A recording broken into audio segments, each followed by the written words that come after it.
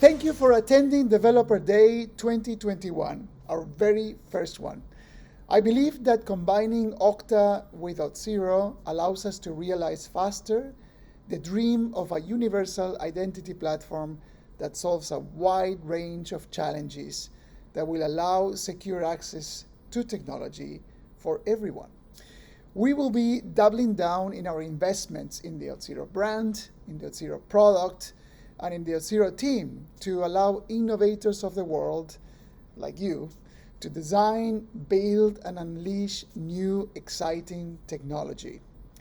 We also believe in a world that is run by software that is written by people like you. And our goal is to empower you to write those applications better, faster, and more securely. I hope you find this event valuable. Thank you very much.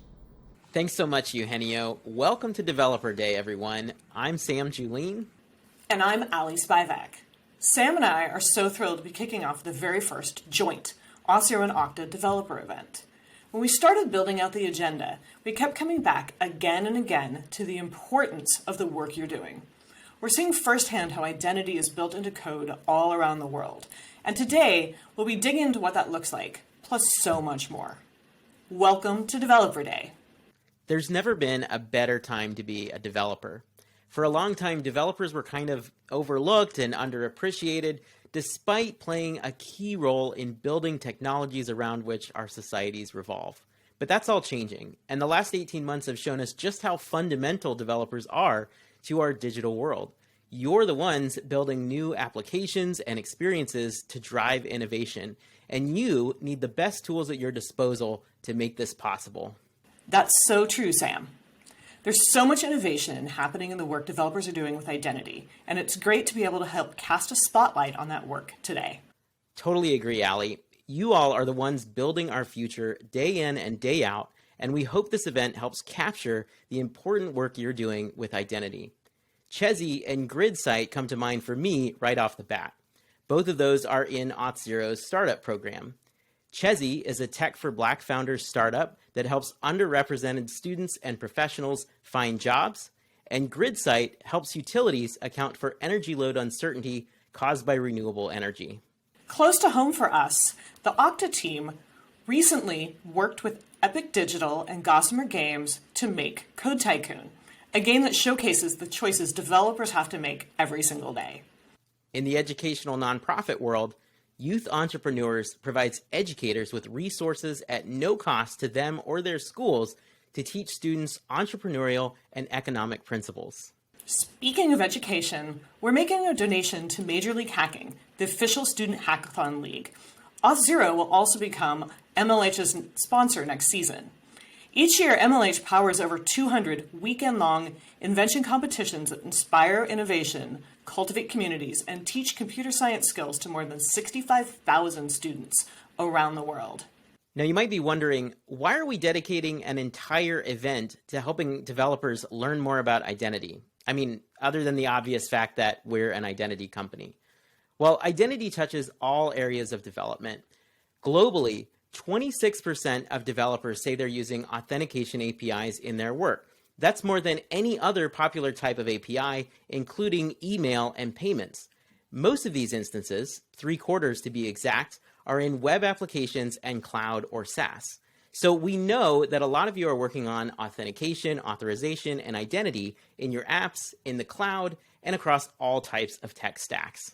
I mentioned Code Tycoon a moment ago. Code Tycoon was a fun project, but it also focused us on some challenges that game developers experience.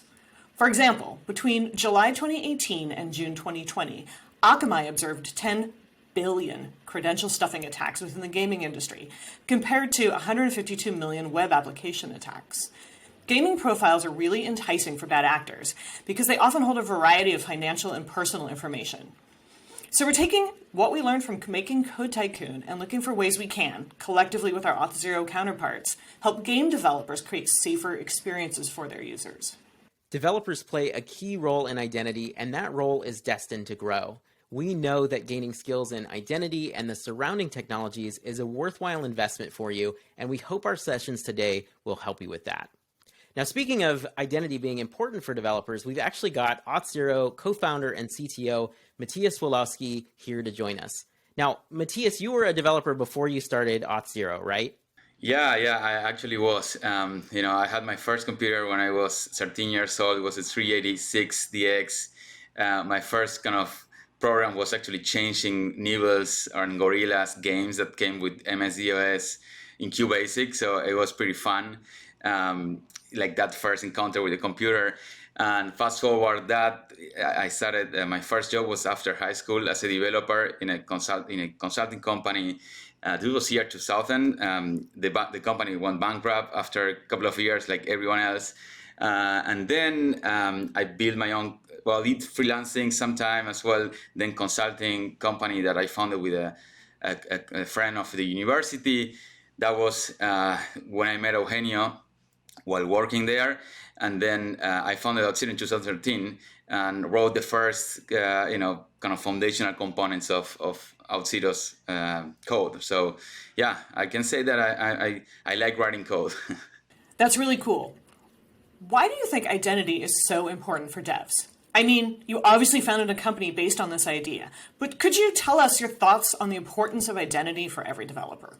Yeah, I think, until we started Auth0, identity was something that was kind of only for like IT, right? And only for, the company internal applications. And developers were thinking about identity as like, I have to put the login box in my application and that's it. Like I never touch this again. And that's why then, all these security breaches that we've seen over the years, because nobody really, like as developers, we didn't really pay attention to it. And we understood that was something that was very important because identity is a foundational component of every application, of every flow of your applications, right? So it touches everything and it enables many things as well. So the idea that identity is, can be frictionless, can be secure, can bring privacy as well for users.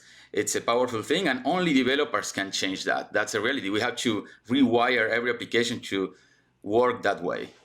Yeah, totally. Along those same lines, what are you seeing as the future of identity? Yeah, I think we're going through a very interesting time right now. Passwords are a technology of the 1970s when they first kind of appeared, and they clearly are like starting to become obsolete. Like everybody kind of hates passwords, right? So, but the reality is that they are there, and we have a lot of legacy to deal with, and so. But I think the future is. We have to remove that, like as a key pillar of authentication. Like there are better solutions, more modern solutions. We're actually doing a lot of that as part of enabling the passwordless world. But it's not just about passwordless, right? Like I think there is much more that is to like the future of identity. As I was saying, this idea of like privacy, right? And because again, identity is not just putting a username and password, it's much more than that. And it's part of every flow, as I was saying. So privacy is one of these key components of like consumers starting to demand more and more, organizations starting to care more and more. And so I think we are going to see an identity layer that is more privacy friendly, privacy aware, let's say. And also on the security front, it's the same thing. Like I think the three key pillars of identity in the future are going to be frictionless, so that like I can just use my face, use my finger to log in, but also secure, meaning that it's going to take care of every of every potential issue that I might have while using these authentication mechanisms, right? Maybe it's not enough just to have like my face, and you need something else, right? So that will cover frictionless, being secure, and finally being privacy aware, right? And I think that's kind of like the pillars of how we think about identity, both for consumers and also for organizations. Think about the interactions between organizations and employees. I think that's a key component as well that we can simplify. That's an exciting future, I think. I know you're excited about Dev Day because you're calling in from your vacation to talk to us about developers. But what do you find interesting, or what are you looking forward to about our Dev Day event today and what we're doing here? Yeah, I think that we didn't have this type of forum for developers before. This is actually our first conference as Auth0, right? Now together with Okta, which is pretty exciting. I think as a combined company now, we have so much interesting ideas and concepts to discuss as a community, and we want to move forward the conversation. And I think, again, developers are these key players in making that happen, because we have this ability to rewire the way the applications are built. So I'm pretty excited about Developer Day for Okta and Auth0. And I really look forward to having more of these and bringing more developers, more people who are building software, either through code or through no code, through APIs, through whatever you think of, like identities everywhere. So I think we have to have these conversations. Awesome. Well, thank you so much for taking a few minutes out of your day, Matias, and we'll look forward to seeing you again soon. Yeah, thanks, Sams, and thanks, Ali. I really look forward to this event, and good luck, everyone. Okay, where were we again? I think we're going to talk about some of the topics on the agenda for today, Sam. Ah, that's right. We've got great sessions for you today that include app and API development, a look into identity standards, and some emerging edge concepts. You'll learn about securing Python APIs from Jessica Temporal, and you'll learn all about Auth for IoT from Heather Downing. You'll also get a look into the past, present, and future of OAuth from identity experts Aaron Parecki and Vittorio Bertocci. You know, though, that we love our developer community. So to that end, our speakers today come not only from Auth0 and Okta, but also from the developer community. So we've got great talks from speakers like Kapehe and Uchi Uchibeke. And don't forget to stick around for the closing keynote from the amazing Cassidy Williams. Thank you all so much for joining us today. We're so excited for the future of all of us together, Auth0, Okta, and the global developer community, as we make our digital lives safer. It's now our pleasure to introduce Alyssa Miller. In addition to being the Business Information Security Officer for S&P Global, Alyssa is a lifelong hacker. She bought her first computer herself at age 12 and quickly learned techniques for hacking modem communications and software. Her career journey began as a software developer, which then let her pivot into security roles. Beginning as a penetration tester, her last 15 years have seen her grow as a security leader with experience across a wide variety of organizations. We're so honored to have her join us today. Take it away, Alyssa.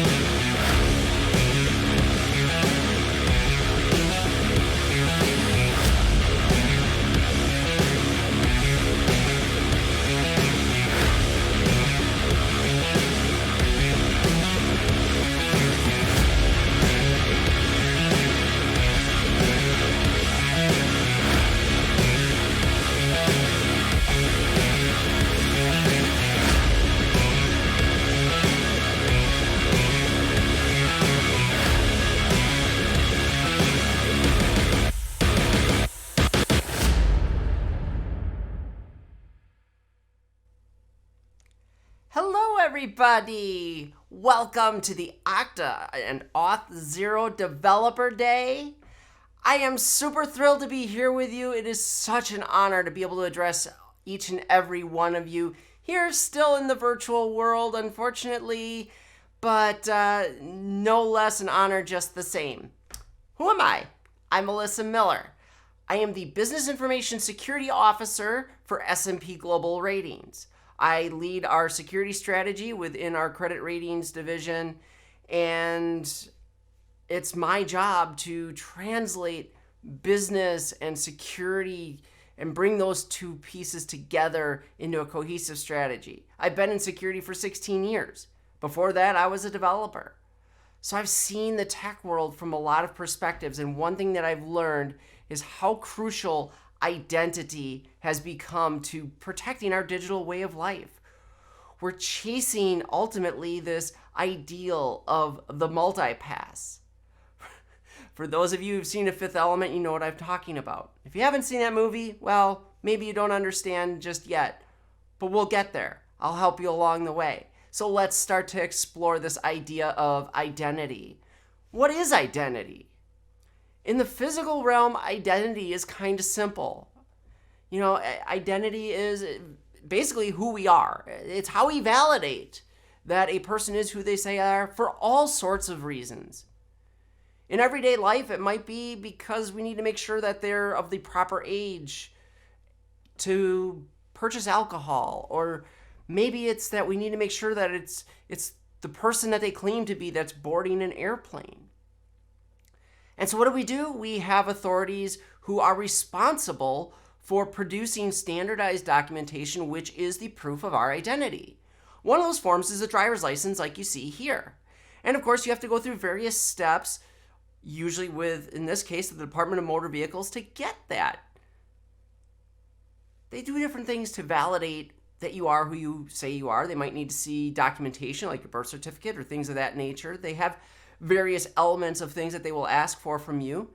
And then if you want to get that cool little star up there, that enhanced ID, well then you have to go through additional validation. And that's just here in the United States. Think about what we do globally, and it's passports. Same idea, same principle. We have these various authorities who are charged with validating our identity and issuing proof that can then be trusted by others to validate the same identity of that person. When we're talking within the United States, we have various states who all create their own driver's licenses, and yet we use that as a universal way of validating identity. When we look at the world, we have 130 plus nations who all issue passports to their citizens. And those passports follow a standardized process, something that we can all trust. It's very simple. Compare a picture to the person you see in front of you. Look at the name, make sure it's the name you're expecting. You validated their identity. Very limited aspects of what we capture on these documents. Maybe a birth date, you see height, weight, their gender, their eye color maybe, their hair color maybe. These are the kinds of things. But in the physical realm, identity is pretty simple. But when we get to that digital world, suddenly things get far more complex. First of all, just the characteristics that we use to validate somebody's identity become so much more complex. We're doing all this work these days with biometrics, facial recognition, retinal scanning, palm scanning, fingerprint scanning. These are all technologies that we've tried and continue to leverage to various degrees across different forms of technology. We've seen technology employ things like voice scanners, heart rate monitoring, and there's even research being done around how DNA analysis might someday become an identity validating characteristic for us. And this is just to validate identity. And of course, there's so many more options. We have tokens and passwords and usernames, all the various credentials that we leverage, everything to validate that in a digital world, a person is who they say they are. But it gets even more complex. Think about all the characteristics in the digital world that make up your digital identity. It could be your social media presence. It could be your role within an organization. Your status as a citizen of a particular country. All of the elements that go along with each of those and so many more. We capture all of these as part of our digital identity, and somehow we manage that and we leverage that throughout our systems. It makes defending our digital way of life so much more complex than anything we have to deal with in the physical realm. And yet we know that we aren't perfect. Despite all the effort we put into validating identity and managing identity, we still fail. And what happens when we fail? We get breached. We get compromised. Attackers find their way into our systems where they do all sorts of nefarious things. Consider one example of a simple breach scenario. This aligns with some fairly common APTs you might be familiar with. Consider an organization, maybe an up-and-comer, they're growing quickly, but maybe they're still in that small or medium business size, a few hundred users maybe. And so to access enterprise-grade technology for their email system, they turn to the cloud. They turn to a software as a service. Maybe they use Google, Outlook 365, something cloud-based. They deploy their users in the cloud. And of course, what does the cloud do? It enables us to make that internet accessible, and we can do all sorts of really cool things. We can allow our users to access their email from anywhere. And we protect it. But we know users. We know users aren't the best when it comes to managing credentials. And we know if we give them credentials, those same credentials will get used elsewhere. And when those credentials get compromised, they become parts of databases. And once they're in a database of compromised credentials, attackers love to use those databases to conduct credential stuffing. They conduct those attacks, they find a user that matches. A username and password combination matches up, great. But hey, they still can't get in, right? Because we enabled this multi-factor authentication tool. Maybe we've got authenticator apps like this, or maybe we're using tokens or something else. But wait, what happened? They got in anyway. Then we find out, that great multi-factor solution that this medium-sized company launched, well, it was hard to roll out. We haven't gotten complete enrollment yet. And this user that got compromised, well, they weren't enrolled yet for multi-factor authentication. So now the attackers have taken over that user account. And what do? Well, now they go after our Active Directory. If we're in the cloud, we're probably leveraging something like Azure AD, or maybe OAM, or maybe another provider. Who knows who we're using here? And suddenly now, because of other vulnerabilities, they've compromised our database, they're in our systems, they're moving from account to account, they're expanding their reach, and then that fateful day comes when someone logs into our domain controller and they get this. Game over. We've been breached. We're now staring ransomware in the face. These attackers got into our network, they collected credentials, they expanded their reach, and when the time was right, they attacked. And here we sit. At the core of our defenses against attacks like these are our identity management systems. Identity management is crucial to the security of our very way of life. I don't think it could ever possibly be overstated. Certainly within the industry, it's not. We have countless tools and best practices and other things that tell us how to implement identity access management in a way that will protect us, and yet we still fail. Because it's not as simple as it sounds. And there's 5 primary challenges that we face when it comes to our identity management in the digital world. First is just simple adoption.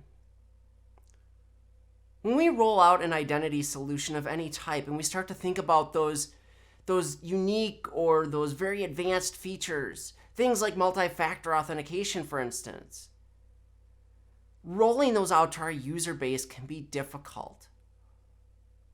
First and foremost, oftentimes they introduce new levels of friction. We roll out things like authenticator apps or tokens where users have to enter codes, or they have to receive maybe a phone or a text message and then enter a code into the app, and so they wait for that, and sometimes that call or that text message doesn't come, or the code doesn't work for some reason, or things get out of sync, and it causes problems. And as a result, users are slow to adopt. In this study from 2004, Qiyang Wei had the quote, "The most natural way to do a task should also be the safest." We hear that talked about today as this idea of paving the road. And yet so often when we roll out identity management, the MFA tools and the other aspects of that identity validation that come with that are simply difficult to be adopted, and so we don't adopt quickly. In addition, we're rolling this out across large enterprises. Maybe we have high-level executives, or maybe we're in a healthcare space where we've got doctors and other practitioners who simply, as we are well aware, aren't typically the ones that adopt quickly to new technology. And on top of that, of course, we have our legacy systems and our technical debt. All of this prevents us from being able to roll out these tools as effectively as we would like to. Our second challenge comes from that small and medium business environment.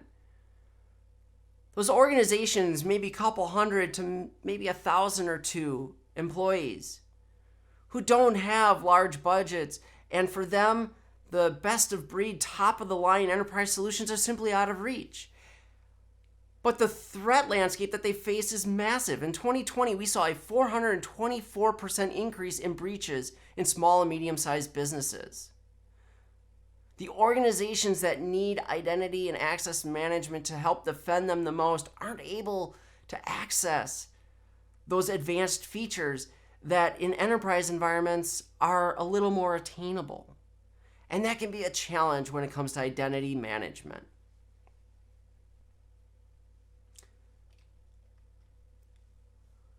And then we've got this idea of multi-cloud. There's a lot of discussion about multi-cloud. People are implementing in a lot of different ways. No, multi-cloud isn't just simply, hey, I use more than one cloud provider, although for some people that's about the amount of multi-cloud strategy they have.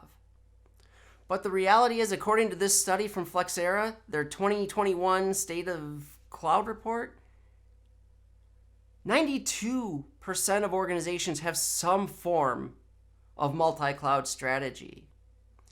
And in that multi-cloud strategy, we see things like optimization of resources or fault tolerance being primary goals that drive those multi-cloud adoptions. And so when we start to think about identity management across this multi-cloud space, that becomes challenging. How do we handle it when resources switch from AWS to GCP or to Oracle or to Azure? How do we build an identity system that can manage that for us? That can be a challenge. Another challenge for us is the M&A world.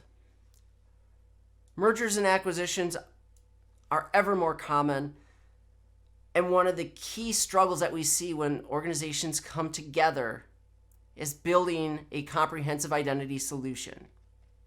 Now, in that M&A space, cybersecurity is growing as a concern.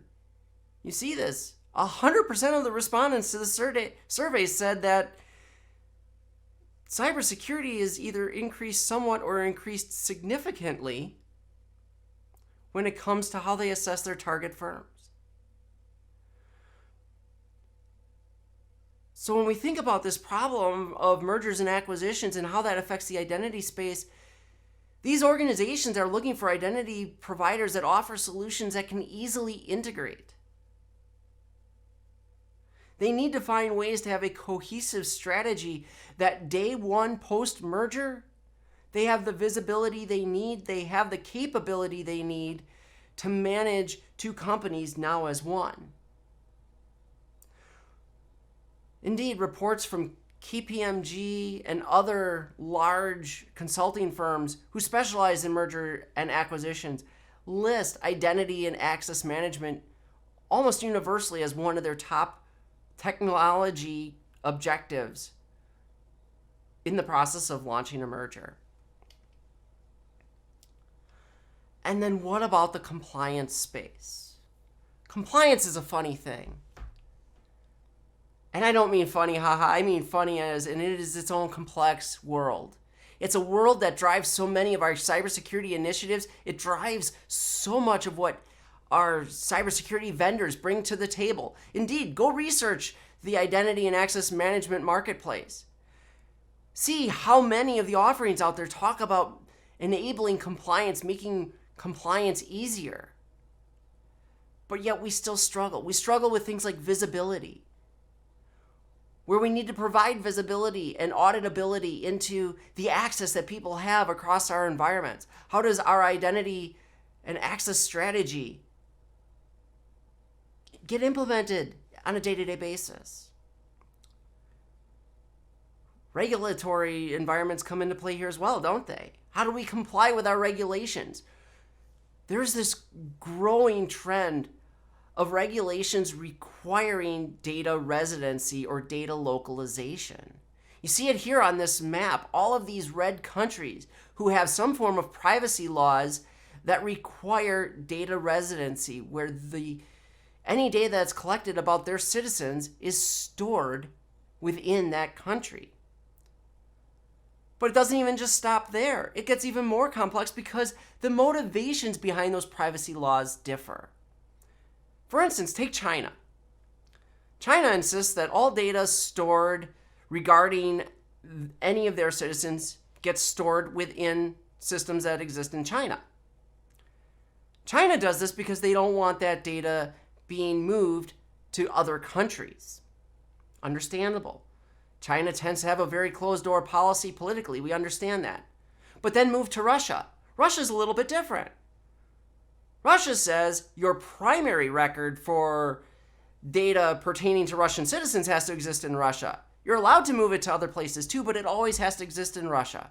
Why? Because their motivation is different. They want access to that data. They want to be able to access it without having to go to a foreign country to subpoena or demand that information in some way. They want to be able to go to the providers like a Microsoft or a Google or whomever and not have to deal with claims that the data doesn't need to be provided because it's stored elsewhere. So when it comes to our identity platforms, they need to be aware of these differences and able to accommodate those various motivations, those various requirements, and this is a piece that makes our identity strategy difficult. How do we even identify a person within our identity system based on their country of origin? How do we ensure that their data that our identity platform is collecting is stored in the proper country? These are the key challenges we face when it comes to identity, and they are shaping the way that the industry is responding and what we see coming in the future for identity management. So let's talk about some of the ways that identity is going to continue to form and what I see as crucial elements that are going to have to expand and innovate and grow in the identity space. We see a growing demand for conditional access capabilities. And what do I mean? Some of you might recognize this term, conditional access. It's that idea that I don't always receive the same identity challenges based on the context in which I'm being authenticated. A common example of this is different controls for using two-factor authentication when you're connected to a physical network or the VPN versus connecting to a system over the internet. Say I have a cloud-based system. It's through SSO and SAML, it's tied into my corporate directory and my corporate identity providers. And if you attempt to log into that from the internet, I'm going to challenge you with MFA. But if you attempt to do that elsewhere from within our own network, or you happen to be VPN'd in already, we don't require that. Why do we do that? Because it makes that user experience easier. It improves that adoption rate. But we need to expand on this. We need to see greater inclusion of capabilities like user behavior analytics, where we can analyze and learn through machine learning the usage patterns of our users and leverage those in our conditional access policies. Enhanced challenges for high-risk activities or high-risk employees. Improved defenses under certain circumstances based on that context. These are the things that will help us defend against ransomware.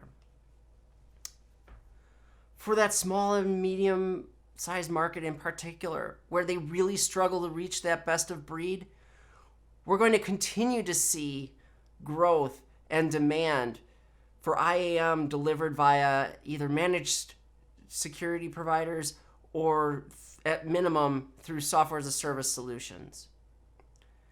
This is how SMBs are able to access best of breed enterprise class tools on a budget that fits their organizational size. Expect as well to see those niche players, those that right now today are targeting those SMB markets, to expand into enterprise offerings and very likely expand their SaaS offerings as well. Why? Because they see the need to offer not only access to their identity platforms today, but that migration path where as an organization grows, it can stay with a consistent identity provider and grow from a SMB-focused niche solution to an enterprise-grade solution.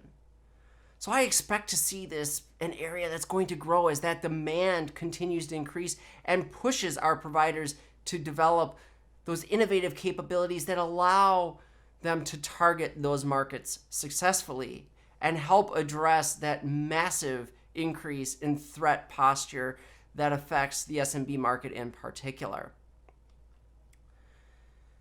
When we think about multi-cloud and we think about identity management in multi-cloud, we need to be adaptable.